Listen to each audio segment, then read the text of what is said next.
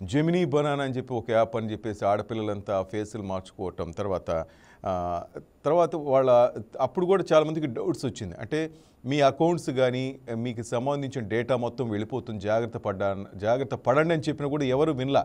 కొద్ది రోజులు ఆ మోజులో ఉన్నారు అంతా, ఇంటర్నెట్లో మనం చూసామంతా. మీరు మీలాంటి వాళ్ళు ఇన్ని ప్రోగ్రామ్స్ చేస్తున్నారు కదండి. Yes, sir. నేను ఇదే ఫీల్డ్ లో 97 నుంచి ఉన్నాను. ఇప్పటికి నేను టీవీలో కానీ బయట వీడియోల్లో కానీ ఫిజికల్ గా వెళ్ళి చెప్పడం కానీ దాదాపు ఒక 20 కోట్ల మందికి రీచ్ అయి ఉంటుంది. వాళ్ళకైనా విక్టిమ్ కాకుండా ఉంటారా అంటే వాళ్ళు కూడా విక్టిమ్ అవుతారు. తెలిసి వాళ్ళు కూడా పడుతుంటారు. వాళ్ళు చెబుతూనే ఉంటారు, సార్ నాకు అది అర్థమైంది సార్, మీరు ఆ రోజు చెప్పిన క్లాస్ విన్నాను సార్, అది అర్థమైంది సార్, కానీ ఇది వేరే అనుకున్నాను సార్. చిన్న చోట్ల కూడా తప్పులు చేసేస్తున్నారు. ఈ ఆన్లైన్ మెకానిజం అంత ఈజీనా అంటే మనము టార్గెట్ చేసి ఎవరిని హ్యాక్ చేయలేము. క్రిమినల్ ఏం చేస్తాడంటే ప్రతి వ్యక్తి యొక్క మానసికమైన స్థితిని, వాడి టెక్నికల్ గా వాడుకున్న జ్ఞానాన్ని రెండింటిని అవగాహన చేసుకునేలాగా ఆన్లైన్ లో ఉండే మన సోషల్ మీడియాని వాడు స్టడీ చేస్తారు.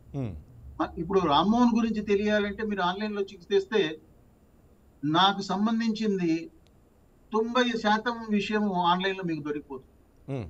ఓ 10% నేను దాచిపెట్టుకున్నా కూడా. Okay sir. అంత ఓపెన్ గా మనం అన్ని ఆన్లైన్ లో చెప్పేస్తున్నాం. ఆర్టిఫిషియల్ ఇంటెలిజెన్స్ అన్నది కూడా ఇంట్లో యాడ్ చేసుకొని ఒకవేళ పాస్వర్డ్ చాలా క్రిటికల్ గా పెడితే బాగుంటుంది అనుకొని క్రిటికల్ గా పెడితే క్వాంటమ్ కంప్యూటింగ్ అని వచ్చింది. ఎంత పాస్వర్డ్ అయినా 2-3 సెకండ్లలో ఆ క్వాంటమ్ కంప్యూటింగ్ లో రికవర్ చేసేయచ్చు. అటువంటి పరిస్థితికి వచ్చింది. ఎంత క్వాలిటీ ఎన్క్రిప్షన్ చేసినా దాంతో డీక్రిప్ట్ చేసేయవచ్చు, అటువంటి స్థితికి వచ్చింది. సో ప్రజలు కూడా టెక్నికల్ గా క్వాలిఫై అయిపోవాలి, ఒక మాస్టర్ లాగా టెక్నాలజీని వాడుకోవాలి. కానీ మనము ఒక స్లేవ్ లాగా వాడుకుంటాం.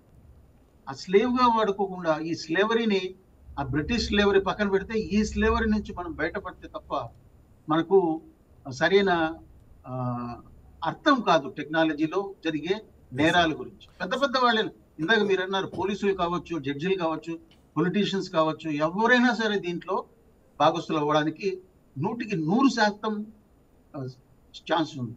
ఇప్పుడు నేను చాలా చెప్పాను కదండి, నేను 97 నుంచి ఉన్నాను. నేను కూడా ఒక మూమెంట్ లో పొరపాటు చేయవచ్చు. మనకు అర్ధరాత్రి ఒక కాల్ వస్తుంది. కాల్ వచ్చిన వెంటనే మనం ఏం చేస్తాం, నిద్రలో వెంటనే ముఖం దగ్గర పెట్టుకొని ఓపెన్ చేస్తాం. అటుపక్క ఉన్న ఆమె నేకెడ్ గా ఉంటుంది. ఆ అమ్మాయి నేకెడ్ గా ఉందని అర్థం చేసుకొని అది క్లోజ్ చేసే లోపల నా ఫేస్, ఆ అమ్మాయి నేకెడ్నెస్ అంతా కూడా ఒకే స్క్రీన్ లో కనపడుతుంది. అది మళ్ళీ మనకే పంపించి వాళ్ళు బ్లాక్ మెయిల్ చేస్తున్నారు. ఒకవేళ మనం ఏదో నేకెడ్ అబ్బాయి ఉందిలే, మనకేదో లక్కీగా వచ్చేసింది అని మనం కూడా ఏదైనా పినికిరాని మాటలు మాట్లాడుతూ ఉంటే మనల్ని కూడా వాళ్ళు బట్టలు ఇప్పించేసి ఎంజాయ్ చేపిస్తుంటారు. చాలా కేసుల్లో పెద్ద వాళ్ళు అటువంటి వాళ్ళు ఇరుక్కున్న వాళ్ళు ఉన్నారు.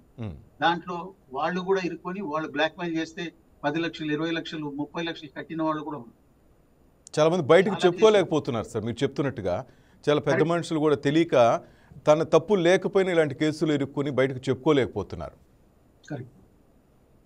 మార్పింగ్ అని చెప్పేస్తున్నారు, ఇది మాది కాదు మార్పింగ్ అని చెప్పి ఇంకా లాస్ట్కి వచ్చి కంప్లైంట్ ఇస్తున్నారు. కానీ అంత డబ్బులు పోతున్నప్పుడు కంప్లైంట్ ఇవ్వకుండా తర్వాత కంప్లైంట్ ఇస్తే ఆ అమ్మాయి ఎక్కడుందని పట్టుకోవాలి. మనము ఎక్కడో ఉంటుందంటే ఇక్కడేమీ ఉండదు, ఇండియాలో ఏమీ ఉండదు, ఎక్కడో ఉంటుంది, పాకిస్తాన్ నుంచి కూడా చేర్చుకోవాలి.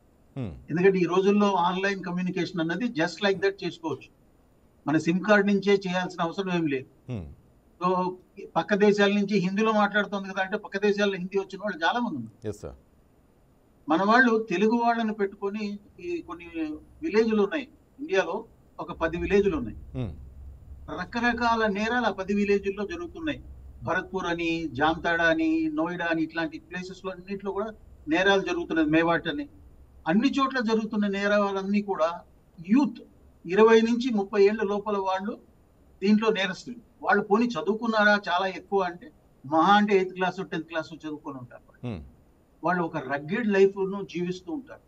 వాళ్ళు మనం అరెస్ట్ చేసినా, తీసుకొని వచ్చి జైల్లో పెట్టినా, ఇంకా ఏమి చేసినా కూడా వాళ్ళకి ఎటువంటి షేమ్ లేదు.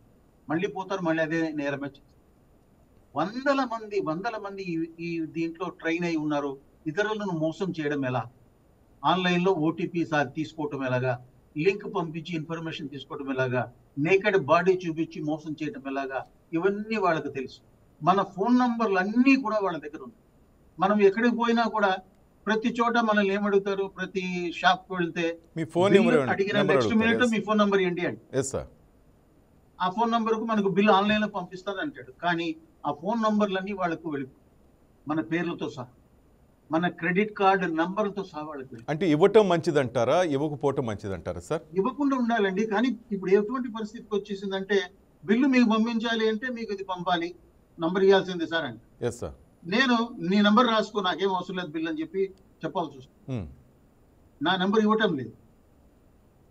నేను ఏ నెంబర్ అది మ్యాండేటరీ కాదు కదా సార్ అసలు. అది ఏ చట్టం చెప్పలేదు కదా. ఏ షాపుల్లో కూడా మన ఫోన్ నెంబర్ వాళ్ళకి ఇవ్వాలని ఎక్కడ మ్యాండేటరీ లేదు. మనం కొనుక్కుంటున్నాం, డబ్బులు పే చేస్తున్నాం, వస్తున్నాం. ఎస్, మీరు చెప్తున్నట్టు ఆ టైంలో ఏదో ఆశలు చూపిస్తారు. మీకు ఈ మొబైల్ నంబర్ తోటి మీరు రిజిస్టర్ చేసుకుంటే మా దగ్గర నెక్స్ట్ టైం వచ్చినప్పుడు 10% మీకు కన్సెషన్ అంటాడు. ఎస్, గిఫ్ట్ వోచర్స్ లేదా ఆర్ గిఫ్ట్ వోచర్స్ ఏదో ఒకటి చెప్తున్నారు కస్టమర్లకి. అవును, అది చెప్తున్నారు. దానికి వాళ్ళు డబ్బులు అమ్ముకుంటున్నారో క్యాజువల్ గా అమ్ముకుంటున్నారో తెలియదు, క్యాజువల్ గా ఇచ్చేస్తున్నారో తెలియదు. ఆ ఇన్ఫర్మేషన్ అంతా వాళ్ళ దగ్గరికి వెళ్తాం. అదే కాకుండా ప్రతి బ్యాంకుకు కాల్ సెంటర్స్ ఉంటాయి.